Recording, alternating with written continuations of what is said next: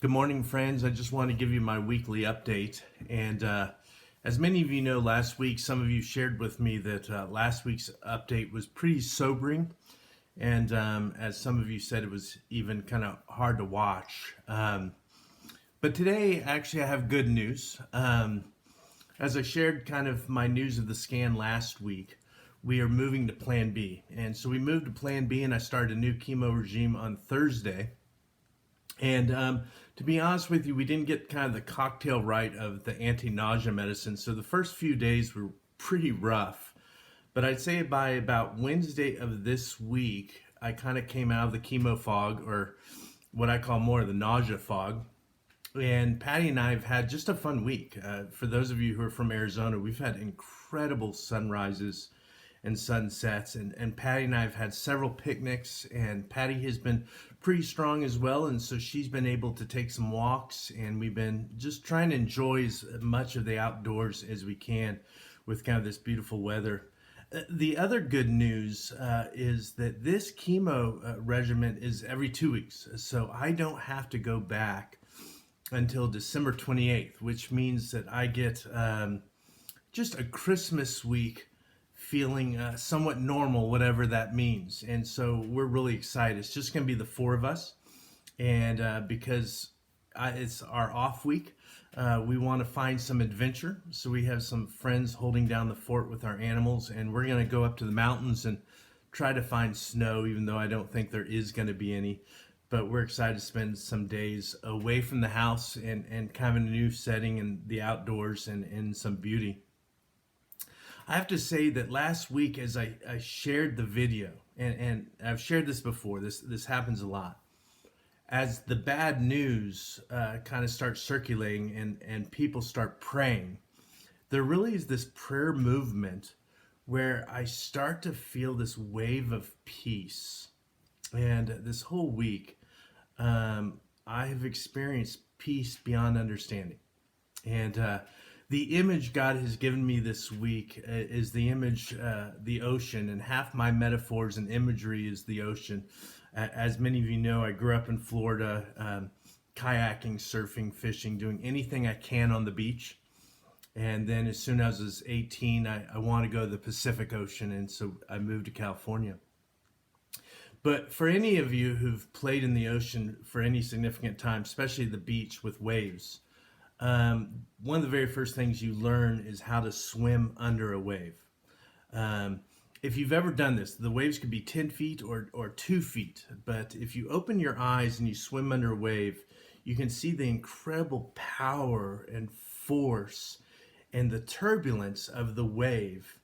And there's this little gap between the violence of the wave and the ocean floor where you can just it's a sweet spot where you can not only just swim under the wave, but for those of us who are surfers, sometimes we'll just rest and float as the intensity of the wave above us passes over. I'm in that sweet spot. I just feel it. It may not be that way next week.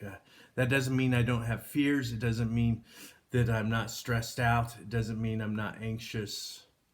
But I do feel like I'm in the sweet spot where when you look at the circumstances from the outside, as many of you do, our family, it looks like a mess.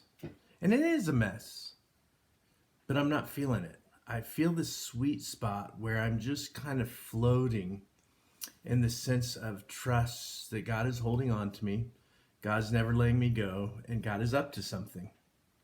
And that phrase, God is up to something, is holding me. And I think about this trust, this floating underneath the wave, underneath the turbulence, and even the violence of cancer.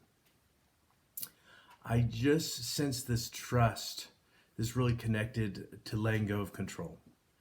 No longer can I control my life. No longer can I control this cancer. No longer can I really predict my future.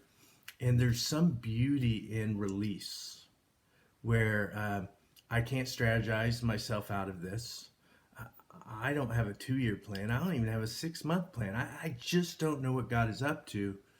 And the beauty in that is there's just this trust that's no longer linked to outcomes. It's just trust that God is holding on to me and God is up to something. And the more and more I release control, the more and more I experience that peace in that sweet spot underneath the turbulence, where no matter what's happening, God is in control and I'm not. So again, I just want to thank all of you for praying. I want to thank all of you praying for our family. I want to thank all of you who are fighting for Patty and I and our family. I also want to thank all of you who are in your own journeys of just letting go, letting go of control and trusting that God is up to something. I do have some prayer requests. Please pray. We tried to get to the mountains over Thanksgiving and it just didn't happen. There's always hurdles with the two of us in our conditions to get up to the mountains. So pray that we get there. There are some hurdles standing in the way, but I'm hoping we can get there. Keep praying for responding to the chemo. Just pray that I can respond to the chemo.